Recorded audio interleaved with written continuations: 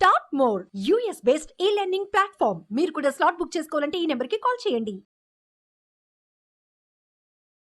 నమస్తే అమ్మా. నమస్తే అమ్మా. హోలీ పండుగ శుభాకాంక్షలు. మీకు కూడానమ్మా రంగుల పండుగ శుభాకాంక్షలు. జీవితం రంగు రంగుల హరివిల్లులాగా ఉండాలని. థ్యాంక్ యూ సో మచ్ అమ్మా.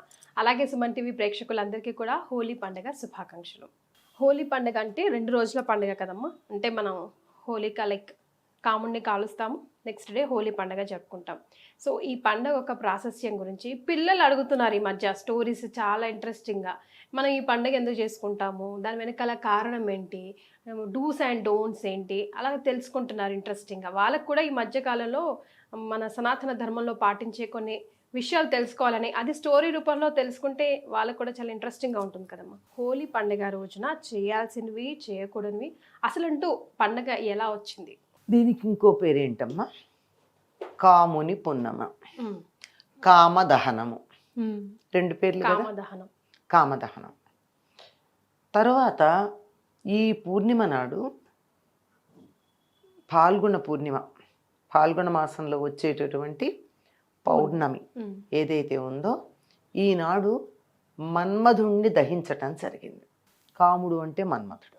ఒకప్పుడు తారకాసురుడు అనేటటువంటి రాక్షసుడు శివుడికి పుట్టిన కొడుకు మాత్రమే తనని చంపేటట్టుగా వరం కోరుకున్నాడు. మగవాడికి కొడుకు ఎట్లా పుడతాడమ్మా? శివ సంతానం కావాలి.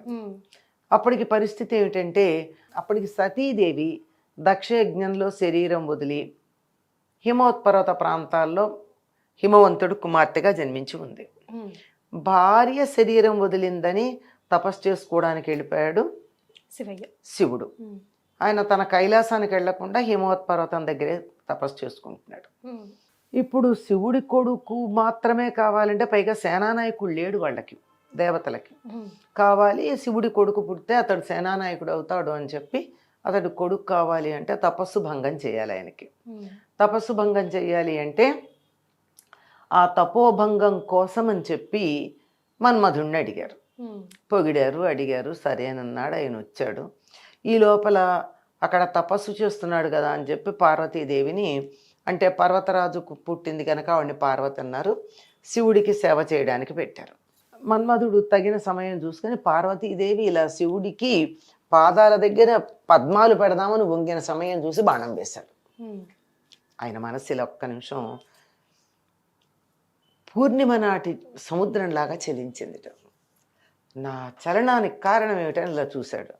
ఆ హఠాత్తుగా చూడడంలో 2 కళ్ళ బదులు 3 కళ్ళు తెరుచుకున్నాయి. ఆ 3వ కంటి మంటకి కాముడు దహించాడు. అయితే పాపం రతీదేవి వచ్చి గొల్లున ఏడ్చింది. నీ కాపురం నిలబెడదామని చూస్తే నా కాపురం చెడగొట్టావు కదయ్యా అని చెప్పి చాలా బాధ. నిజంగా కూడా కదా, దేవతలకు ఉపకారం అని చెప్పి వచ్చాడే తప్ప లేకపోతే మరో ఉద్దేశం ఉందా ఈయనకి? లేదు. దాంతో అమ్మవారి అనుగ్రహంతో శివుడి రతీదేవికి మాత్రమే శరీరంతో కనపడతాడు అని అప్పటి నుంచి ఆయన అనంగుడు అయ్యాడు, శరీరం లేనివాడు అయ్యాడు. ఇది మహాబాగుంది. శరీరం బాగుంటే ఒకళ్ళ మీద బాణం వేయాలంటే అక్కడికి వెళ్ళాలి. శరీరం లేదు కదా, సమస్తంలో వ్యాపించాడు. ఒకేసారి ఎంతమంది మీదైనా బాణాలు వేయగలడు.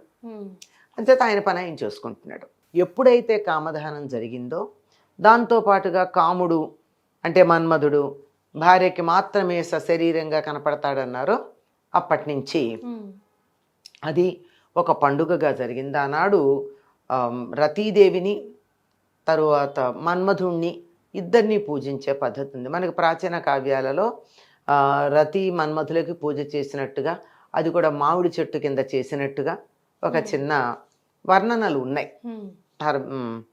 భీమఖండం మొదలైనటువంటి గ్రంథాల్లో.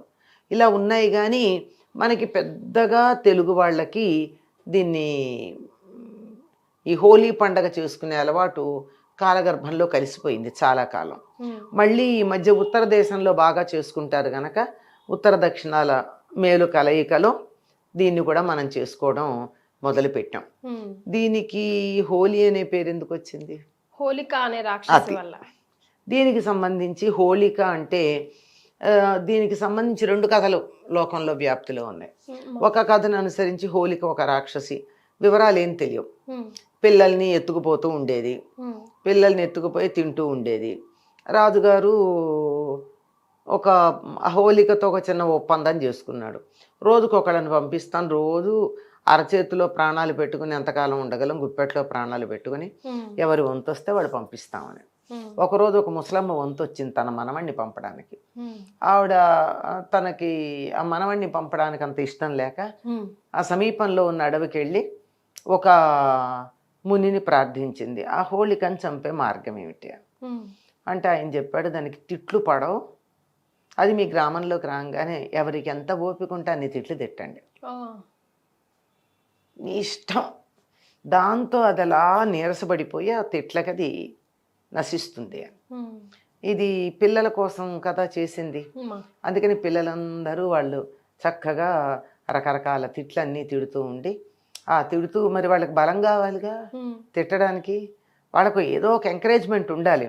అందుకని పంచదారతో తయారు చేసినటువంటి పూసల్లాగా బిళ్ళలు, అవి దండలు గుచ్చి వాళ్ళ మెడలో వేస్తే అవి మెడలో వేసుకుని ఒక్కొక్కటి తింటూ దాంతో ఆడుకుంటూ ఆ రాక్షసిని తిడితే అది కాస్త అలా కూలిపోయింది, కుప్ప కూలిపోయింది. అప్పటి నుంచి చాలా ఆనందంగా ఒకళ్ళ మీద ఒకళ్ళు రంగులు చల్లుకుంటూ, పిల్లలు కదా రంగులు చల్లుకుంటూ ఆడుకున్నారు.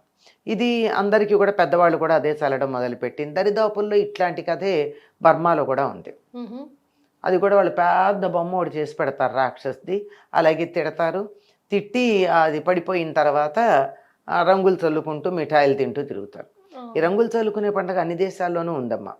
సాటర్నేలియా మొదలైనటువంటి ఫ్లోరేలియా ఇలాంటి పేర్లతో ఇతర దేశాల్లో కూడా ఈ రంగులు చల్లుకునే పండుగ ఉంది. వీటన్నిటినీ మించి ఇంకో కథ కూడా వ్యాప్తిలో ఉంది. ఏమంటే ప్రహ్లాదుణ్ణి చంపడానికి తండ్రి అయిన హిరణ్యకశిపుడు రకరకాలుగా ప్రయత్నం చేశాడు, ఎన్ని చేసినా చనిపోలా. అప్పుడు ఆయన చెల్లెలు హోళిక అని ఉంది, ఆవిడకి ఏదో ఒక వరం ఉంది, అగ్ని దహించదు అని. అందుకని నేను వాడిని ఒళ్ళో కూర్చోబెట్టుకుని అగ్నిలో ప్రవేశిస్తాను, వాడు చచ్చిపోతాడు, నేను బయటకు వస్తాను. కానీ నా హరికీర్తన చేస్తూ ఆవిడ ఒళ్ళో కూర్చుంటే అగ్నిలో ప్రవేశించిన హోళిక చనిపోయింది, ప్రహ్లాదుడు మాత్రం బయటకు వచ్చాడు. ఇది కూడా పిల్లలకి సంబంధించిన కదే కదా, ప్రహ్లాదుడు కూడా చిన్నవాడు. మొత్తానికి ఈ హోలీ పండగ అంతా కూడా పిల్లల రక్షణకు సంబంధించిందిగా కనపడుతుంది. అందుకే పిల్లలకు కావాల్సిన మిఠాయిలు పెట్టడం, రంగులు చల్లుకోవడం, కేకలు పెట్టడం, అల్లర్లు చేయడం ఇవన్నీ ఉంటూ ఉంటాయి. పిల్లలకి ప్రాధాన్యం ఉన్నది. పెద్దవాళ్ళ విషయానికి వచ్చినట్టయితే కామదహనం. కామదహనం అంటే వివాహానికి ముందు శివపార్వతులిద్దరికీ కదా వివాహం తర్వాత జరిగింది. ఈ పరస్పర శారీరక ఆకర్షణలు ఏవైతే ఉన్నాయో వాటిని దహించుకుని ఆ శారీరకమైన ఆకర్షణలకు అతీతంగా వాళ్ళు వివాహం చేసుకోవడానికి సంకేతం కామదహనం.